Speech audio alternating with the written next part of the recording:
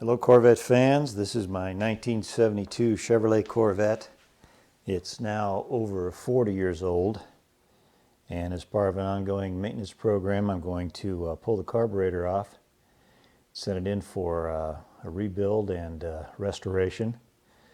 I don't think the carburetor's ever been a part of this car, so we'll go ahead and take it off the car, take a look at it, get it ready to ship out. So here we go. Okay, I've got the hood opened up, the lights turned on, and of course step one on working on any car, especially an older classic car, is to disconnect the battery. One little spark can cause a fire, and a fire in a regular car is bad, but a fire in a plastic car is really bad. So I've got the battery disconnected. We need to take the air cleaner off.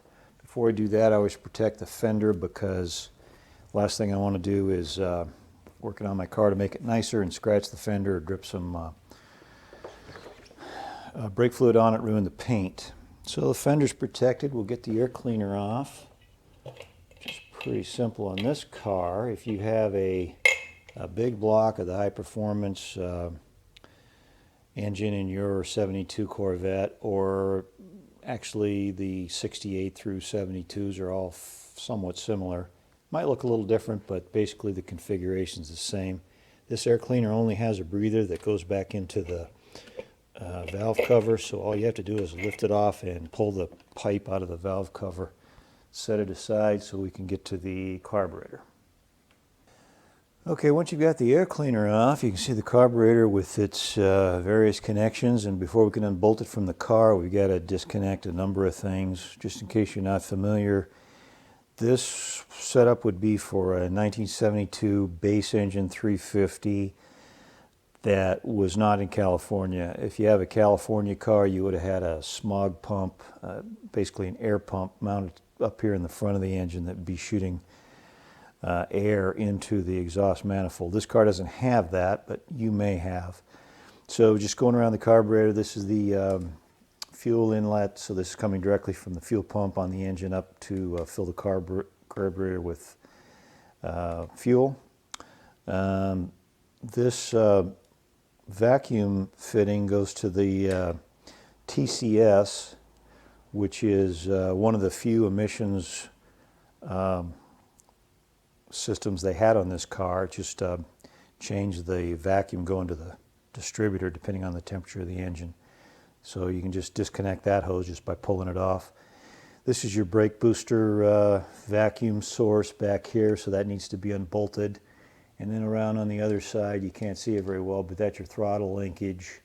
And then in the front of the car this is the anti-dieseling solenoid, so that lets the throttle linkage go fully closed when you shut the car off, so it doesn't diesel on you. So we'll disconnect all of those, and then we can get to the bolts to disconnect the carburetor from the manifold. Okay, we'll get everything disconnected and get ready to pull the carburetor off. TCS line, when I went to pull this off, the whole fitting came out of the carburetor, so we'll leave it in the tube for right now. Your choke stove down here on the manifold, and then there's the rod that goes up here.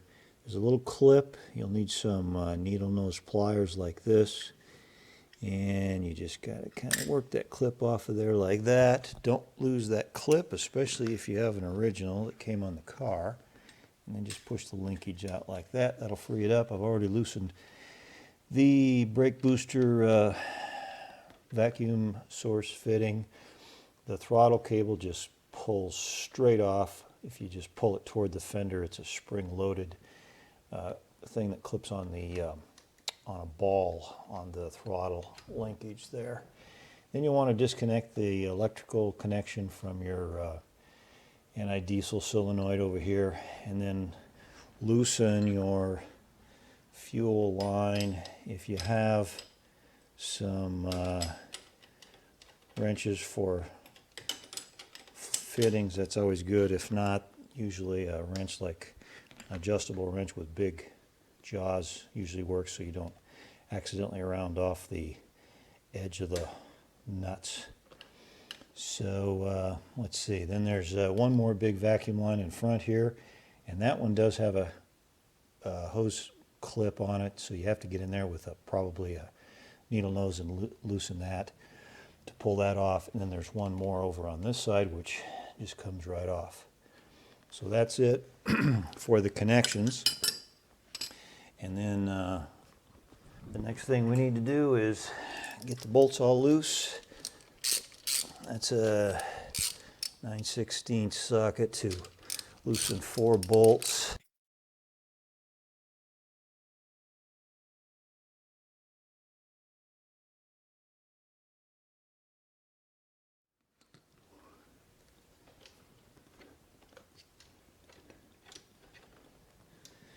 And now you're ready to lift the carburetor off the engine.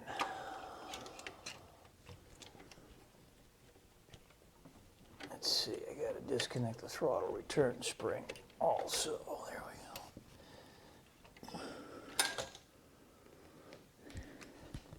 we go. Very next thing to do is to get this intake covered. The last thing you'd want to do is drop something down there and get it ingested into the intake manifold where you couldn't fish it out. So we'll get that covered up, and then we'll talk about getting a carburetor ready to ship. Now, before you do anything else, you need one of these, some kind of container. You've removed 4 hold-down bolts and this little clip. This is your choke linkage clip. Wouldn't want to lose that. So get a container to put that in. I screwed the hold-down bolts back into the manifold in the position they were in, so I didn't have to remember where they were. So container for all your hardware, so that, I don't know about you, but I've had so many projects where I took things apart thinking I was going to put them right back together. Everything should be real easy to remember.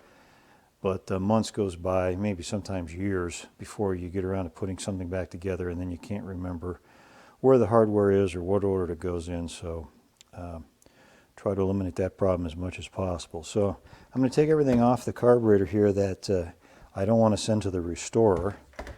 That would just be in his way.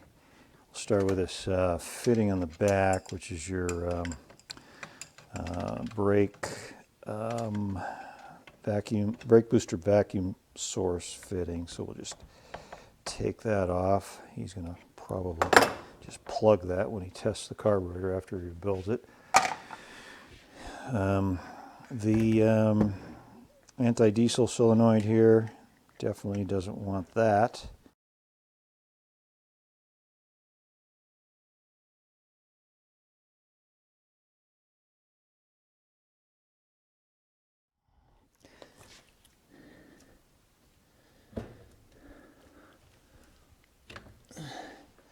You got that. There's a little tang right there that bends down to lock this thing into position on this ear right here. So you need to bend that back out so this can rotate up and come out that keyway right there.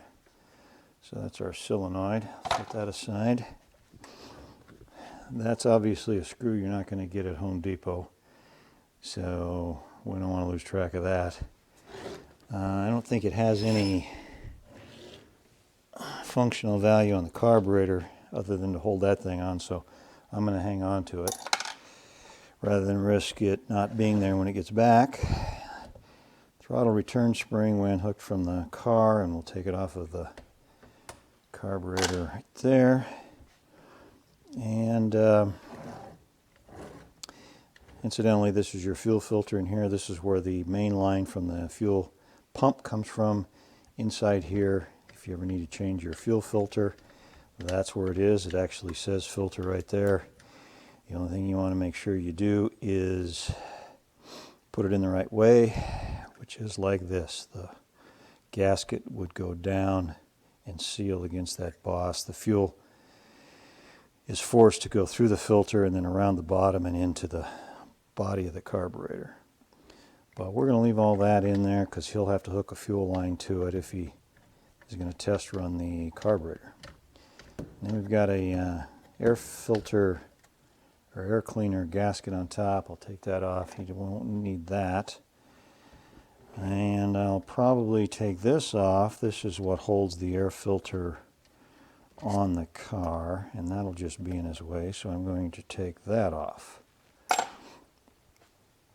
And I think that's it. Next thing I'm going to do is take a container and turn this thing upside down, probably let it sit for maybe even overnight to make sure all the gas is drained out of it.